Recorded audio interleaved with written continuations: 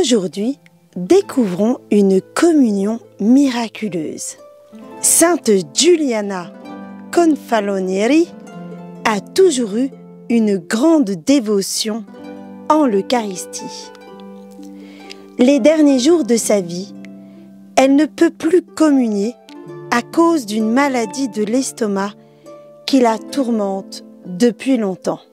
Avant de mourir, en 1341, elle demande que l'on mette sur son cœur l'hostie consacrée. Pendant qu'elle récite une prière, l'hostie disparaît, laissant une trace violette, comme si elle avait été gravée. La sainte fut béatifiée en 1678 et canonisée en 1737. Cette belle histoire d'une communion spirituelle nous montre que notre désir et notre foi intense peuvent pallier à nos maladies, à nos infirmités et à nos empêchements pour recevoir Jésus. La communion spirituelle dont nous avons déjà parlé, qui nous permet de nous unir à Jésus quand nous ne pouvons pas le recevoir dans la communion sacramentelle, n'est pourtant pas une alternative à cette union physique avec Jésus. Elle est avant tout une préparation et un avant-goût. À l'origine, cette pratique vise à nous sentir toujours, à chaque instant, plus unis à Jésus.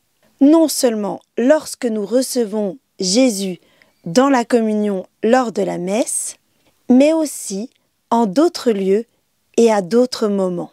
L'imitation de Jésus-Christ affirme « Tout fidèle peut aussi communier en esprit tous les jours, à toute heure, avec beaucoup de fruits. » La communion spirituelle nous permet de comprendre que le désir de nous unir à Jésus est toujours indispensable et continuel.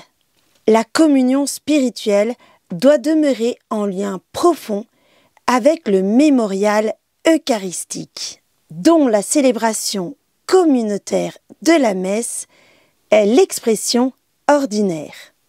Le Concile de Trente distingue 3 manières de communier. La première, sacramentellement seulement. C'est ce que fait le pécheur qui reçoit l'Eucharistie sans véritable désir. Deuxièmement, spirituellement seulement. C'est la communion de désir. Et enfin, sacramentellement et spirituellement.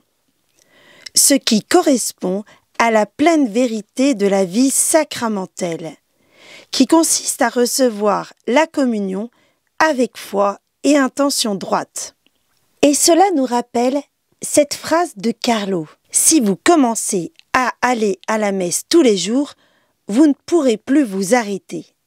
Car s'unir à Jésus spirituellement est une grande chose. Mais ne nous privons pas d'avoir le goût de Dieu en nous.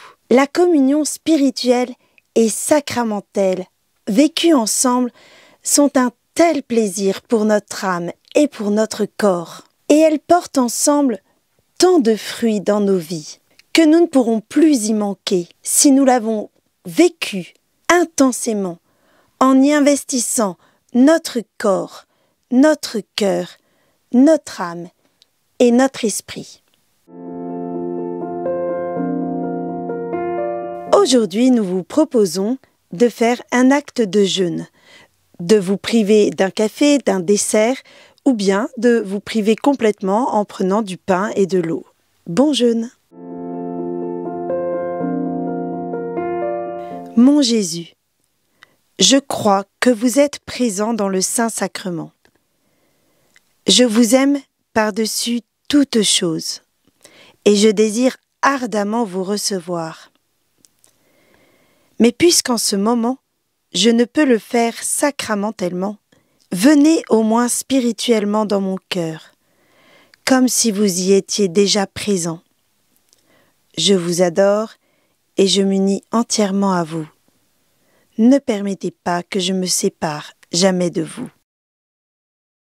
Amen.